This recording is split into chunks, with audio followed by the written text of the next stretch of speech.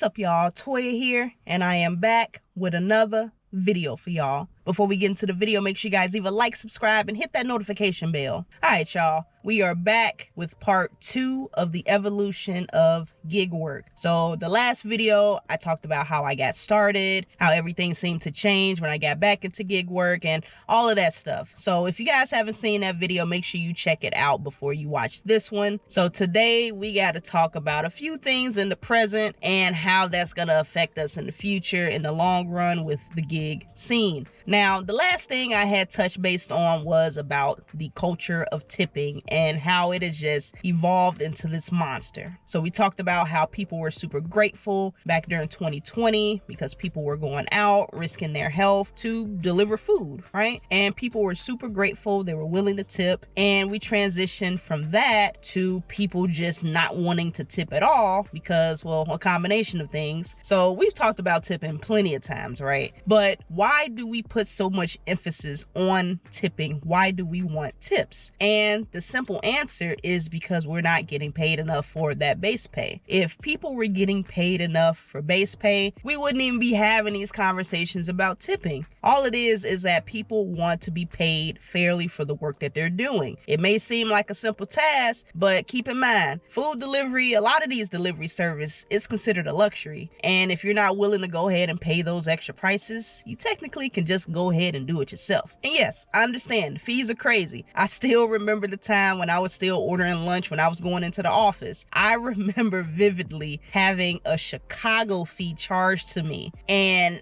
I still didn't really get an explanation as to what that fee was for. You know, all these crazy fees and everything, it's already making it pricey enough. And to ask for a tip on top of that, you know, some people, they just think it's too much. And like I said, I completely understand. But, you know, the way I see it, I know that these people aren't getting paid enough. Majority of the time, most of their money is going to be coming from tips. So if I have a few extra dollars to go ahead and give them an extra tip, I'll go ahead and do that. Like I said, that's my motto. But like I said, the main reason that we put so much emphasis on tipping is just because we're trying to make that order worth it for us. You know, we're wasting gas, we're wasting time, you know, a lot of things. But this is going to lead me into another issue that we're seeing today that I honestly think is going to get worse as we continue on, is the fact that people have to work more hours just to make the same amount that they were able to make however many years ago. So let's just use this as an example. Let's just say somebody came into the gig scene a little bit before 2020, right? Because I've heard this a lot of times. A lot of people say, you know, I started in 2018, I started in 2019, the pay was great, you know, everything was cool, right? And let's just say on average, somebody would say they were able to make $150 within like 6 hours or something, right? And that was the norm for them. You know, maybe they work 5 days, 6 days a week, you know, it depends on where they live, you know, the price of everything, all of that, right? But let's just say for purposes of this example, they work 5 days a week, Monday through Friday, they work 6 hours a day, okay?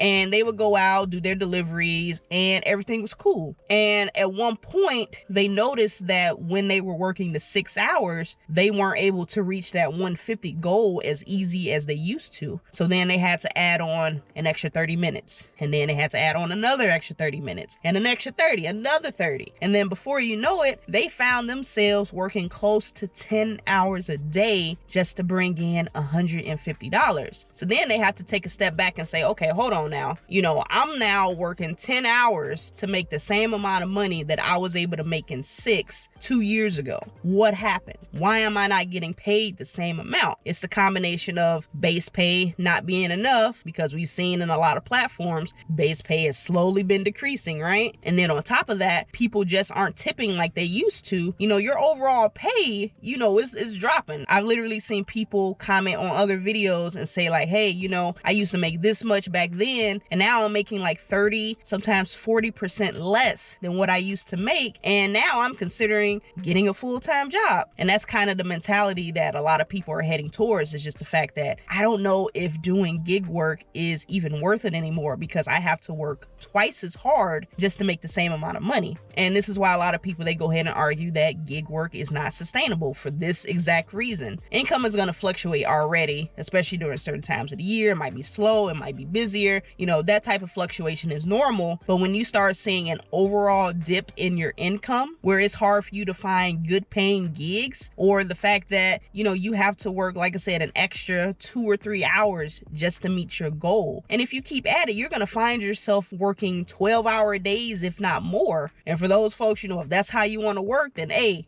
but it's not for me. It depends on how you're living as well. Maybe you're not married, you don't have kids, and you might have all the time in the world to just go ahead and work, but that's not a lifestyle that a lot of us can do. Like for myself, I already told you guys, I have a full-time job, and on top of that, I have to care for my mother. So that's another job in itself. And I am planning on having kids. The clock is ticking. I gotta go ahead and start getting it together. But these financials is telling me another thing. There's a lot of responsibility behind the decisions of whether or not a person is gonna stay in the gig game, because you can't just be spending all of your time just out there driving, trying to find something to make it work, because there just might be other things that you have to tend to. So instead of trying to make it work, you honestly might just have to go back to a W-2. And there's absolutely nothing wrong with that. There is absolutely nothing wrong with that. You literally just have to go ahead and do what is best for yourself, your family, or whoever you got to take care of. Because like I said, if you're married and you got kids, your spouse ain't gonna be too happy if you're constantly staying out an extra 2-3 hours every single night just to go ahead and make maybe an extra $50. And you're supposed to go ahead and pick the kids up from school, or you go take them to practice or whatever. That ain't gonna be a happy house if you just constantly out there trying to work. So you got to go ahead and make your adjustments and do what you have to do to go ahead and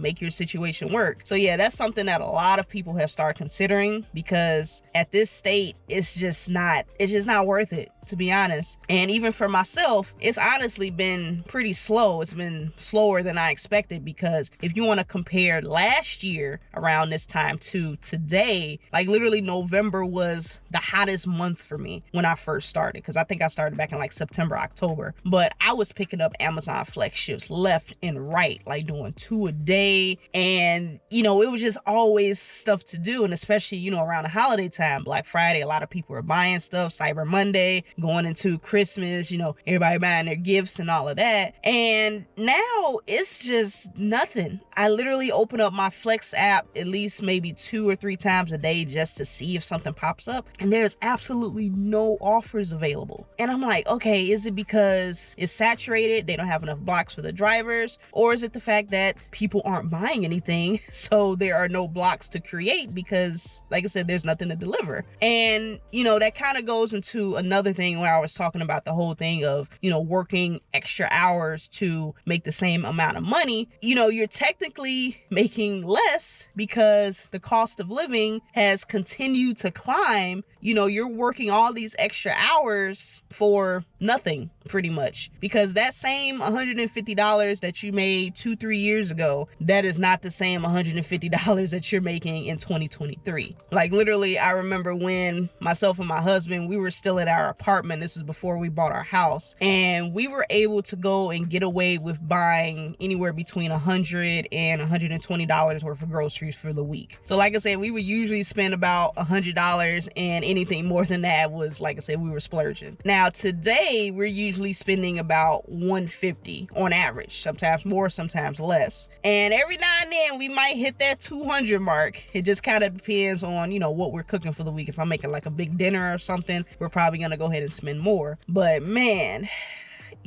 just the cost of just the simplest things. Your groceries, lawn care. I remember we used to be able to get our grass cut for like $25, $30. Now a lot of these places, they're charging at least $50. And one of the main reasons was because the gas prices was going up. Now they've come down a little bit, but they're definitely not where we want them to be now. Just everything going up. Your property taxes, your car insurance, every single thing that you can think of is going up except your wages.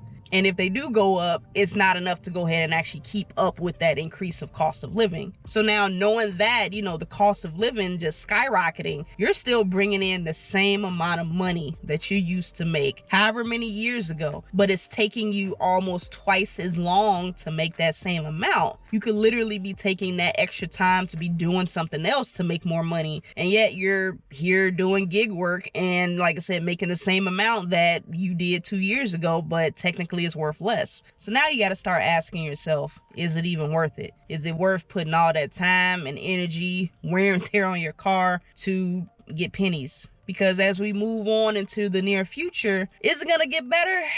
It's kind of hard to say. Now, one thing I will say, and I'm not going to get too deep into this, I feel like we've kind of reached a point where we're finally realizing our self-worth. Mental health has become a priority, and, a lot of different things that, back then people didn't really talk about. Now, this is just me speaking, working both sides, working a W-2 and working the gig work, right? Now, I've seen some people in my comment section just wilding, talking about how I'm lazy because I'm not willing to go ahead and pick up certain jobs, all of this. Now, the ones that have been around, you guys know exactly why I work the way that I do, and it's as simple as that. Now, I keep that same motto where I want to go ahead and do work that is worth it to me, because a lot of these corporations, I'm talking about W-2s and these gig platforms, and they take advantage of people if you allow them to. So there's no reason for you to be stressing out trying to go ahead and get all these percentages of your acceptance rate, your completion rate, whatever the rates are, so you can get into those top tier programs and get better offers. It's not guaranteed, right? You get priority, but it's not a guarantee that you're always going to get those better paying offers. A lot of that stuff is based on your market. Now, in my short life, I feel like I've experienced quite a bit, and I've been in the workforce about 10 years now, all right? And in those 10 years, coming into the scene, being super naive, just thinking like, I got the degree, everything is gonna be great now. They tell you all these things to hype you up before you actually dive in, right? I had a very different outlook on life then. And like I said, I learned very quickly that it wasn't all that it seemed, right? And like I said, being naive, if I work hard, I'll be able to move up the ladder, all of that, right? And, I am blessed to say that I have the position that I have now because it allows me to have the flexibility that I need, because outside of work and YouTube and doing this gig work stuff, I still got to take care of my mom. I'm blessed to be in a position where I can do all of that and still have a lot of time to go ahead and put into taking care of her. And like I said, it's just over time, I started to realize, and this isn't just with W-2, this is just with gig work as well. You have to eventually realize that these companies, they're not for you. They're trying to do what they can to be as profitable as possible, right? And they will do that at your expense. And, to hear people say, well, you got to work hard. You got to put in the hours. You got to put in the blood, sweat, and tears. You got to put in the work to go ahead and make it up the ladder. Make a good life for yourself and your family and all of that. And, I've heard that so many times, and it's just like, no. That's not true at all. Like, yeah, some people might be in a position where, they get recognized, they get the promotion, they go ahead and they move up the ladder and, whatever. But that's not the case everywhere. Now, I'm not saying go slack off, do the bare minimum, nothing like that. No, take pride in your work. Still do your work. Don't go in there with the mentality of, if I work hard, they're going to notice me, they're going to recognize me, and, I'm going to get rewarded, because that honestly doesn't happen a lot of the time. I have literally seen people get spit in the face. They've been putting so much time and energy into their work, and they just get looked at like, you just a regular person. You think I'm supposed to reward you? We don't owe you anything. And like I said, the sooner you realize that you pretty much have to do what works for you and keeping yourself and your family the priority over prioritizing that job, the easier it'll be for you, because it's going to save you a lot of long hours. It's going to save you a lot of heartbreak, because like I said, you put in so much work thinking you're going to get recognized just to be overlooked and be like, oh, well, we're actually going to bring in this person from the outside and he's going to take over the VP position. And like I said, same with gig work, putting in all those hours just to make the same amount of money or less, and to be fed, top dasher or, tier program or emerald status, whatever, all the different statuses they have for you. That's cool and all. Yeah, you get priority, but one, how much did you sacrifice? And two, was it really worth it once you finally got into that program? Is it actually worth it? I'm hearing a new term go around. I think it's called I don't know if it's silent promotion or quiet promotion, something like that. And it's more or less like, oh, we're giving you a promotion where you have more work to do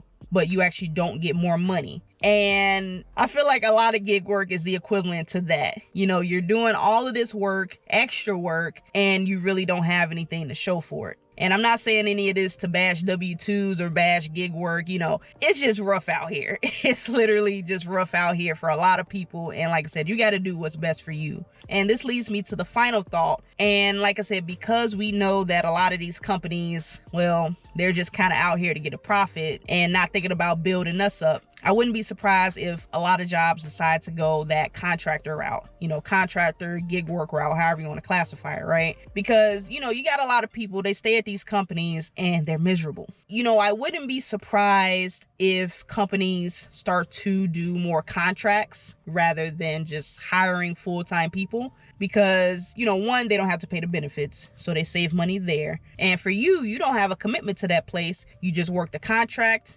and that's it. You know, if they extend you, cool, but you have a choice as to whether or not you want to go ahead and continue doing work for that place. And like I said, I wouldn't be surprised if a lot of jobs start to go this route, because I believe it is more cost effective. And like I said, it would be better for us because, you know, we ain't got to be committed there. So it allows that flexibility. You can bounce around from job to job. And to be quite honest, you know, depending on your skill set, you honestly might make a lot more money depending on that gig. Like, for instance, I know a lot of IT and tech gigs are out there. You know, I'm pretty sure those are super profitable, especially if you're talking about like infrastructure, you know, all that behind the scenes stuff. You know, I can imagine maybe you get brought on for like a week and you need to build a new infrastructure and they pay you like $2,000 for the week, you know, something like that. Now, obviously you can't do this for every single job, but I can definitely say that a lot of customer service roles, they've already started that transition. How many times have y'all called like your internet provider, your phone provider, whoever, and you got a person from overseas? They're so much cheaper than hiring a bunch of people full time to answer the phone. So you're already kind of seeing that transition happening. And like I said, that's more so for customer service. And I'm pretty sure they're going to figure it out for a lot of these other positions. Like I said, especially tech positions, construction, they're probably already doing it. I wouldn't be surprised if this becomes more common.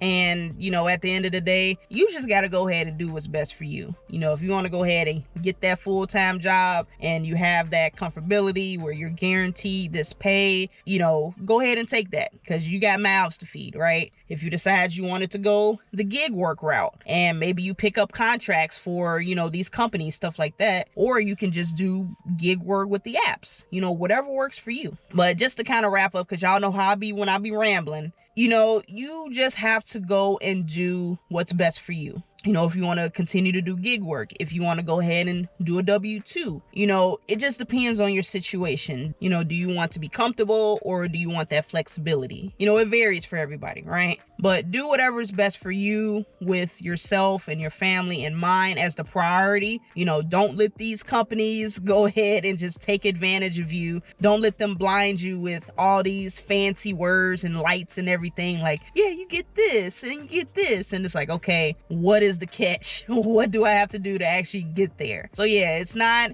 anything of saying like be selfish and, you know, don't take pride in your work and be lazy and all of that. No. Still do your job to the best of your ability, but don't let these folks take advantage of you. The sooner that you realize that you're just a number to them, the happier you'll be. I promise you. I promise you. So yeah, that's pretty much it. Now, I would love to hear you guys' thoughts. So if you have anything you would like to add, let me know in the comments. Now, before I go ahead and get out of here, make sure you guys leave a like, subscribe, and hit that notification bell so you do not miss a video. But I'm gonna go ahead and get up out of here, guys. I hope you guys enjoyed this video. I'm gonna catch you guys on the next one. And as always, stay safe out there and keep grinding.